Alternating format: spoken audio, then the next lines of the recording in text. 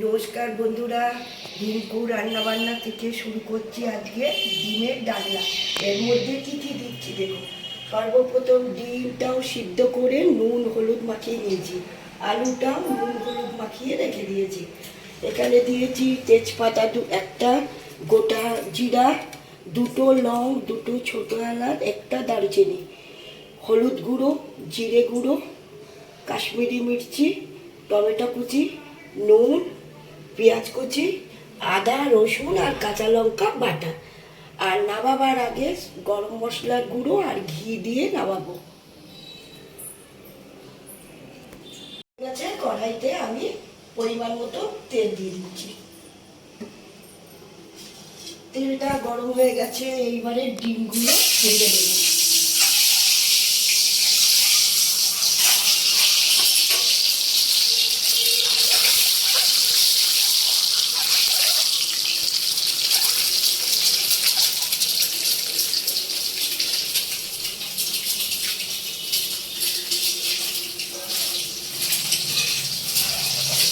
এবারে ডিমগুলো ভাজা হয়ে গেলে হালকা নাড়াচাড়া করে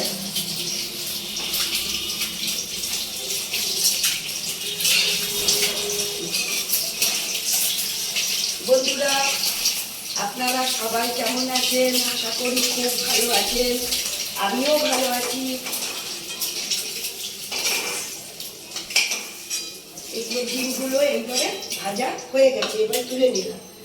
এইবারে দিচ্ছি একটা তেজপাতা, অল্প একটু গোটা জিরা, একটা দারচিনি, দুটো লং, দুটো এলাচ। তারপরে দেবো অল্প করে পেঁয়াজ কুচি।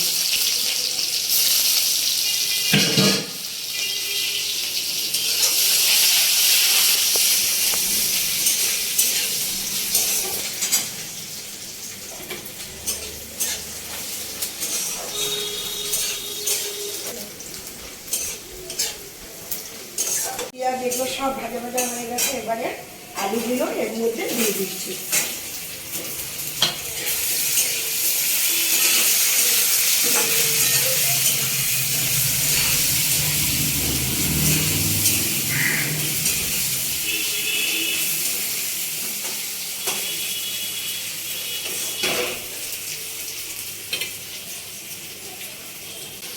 এবারে টমেটো কুচিগুলো এর মধ্যে দিয়ে দিলাম আলুর মধ্যে। আলুও ভাজা ভাজা হয়ে গেছে, এবারে টমেটো কুচিটা দিয়ে দিলাম। জানেন বন্ধুরা, আপনারা সবাই ডিমের ডালনা জানেন, আমি আমার মতনভাবে করছি।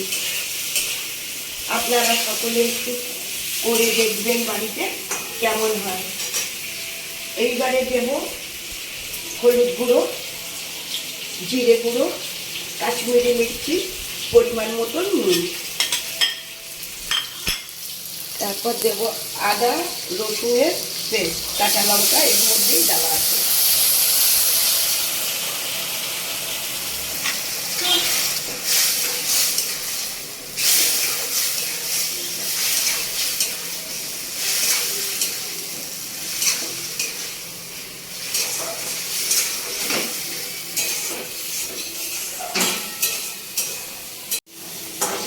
আলুগুলো মশলা দিয়ে সব কষানো হয়ে গেছে, এবারে অল্প জল দিয়ে দেবো।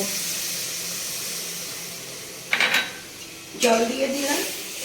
এইবারে ভাজা ডিমগুলো এর মধ্যে দিয়ে দেব। এবার যখন এটা পুরোপুরি রেডি হয়ে যাবে, নামাবার আগে ঘি আর গরম মশলা দিয়ে নামিয়ে দেব।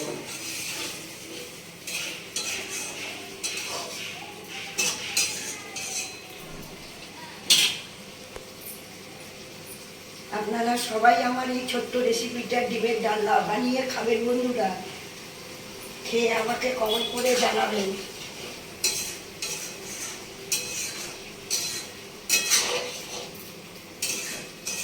এবারে আমার ডিমের ডালনা রেডি।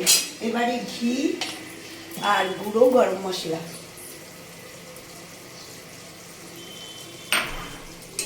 দিয়ে আমার ডিমের ডালনা রেডি বন্ধুরা।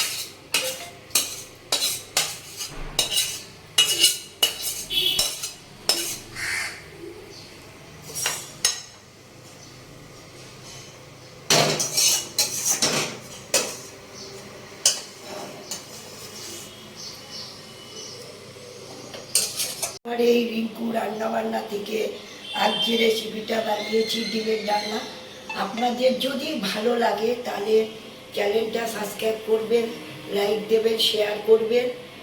আপনারা সকলে আমার পাশে থাকবেন বন্ধুরা। টাটা।